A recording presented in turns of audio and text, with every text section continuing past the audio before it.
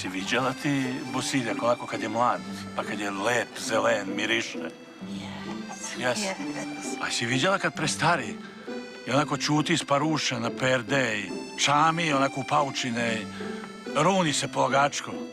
Niko ne okreće glavu na njega. Jesi viđala to?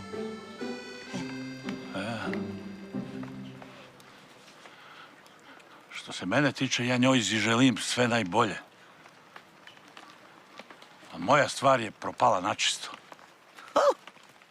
Ne mi baš rekla. Nemoj da zameriš, ali kod tebe drvo još sirovo. Misliš, a? Mislim. A jeli? A da li ti ne bi slučajno da probaš, a?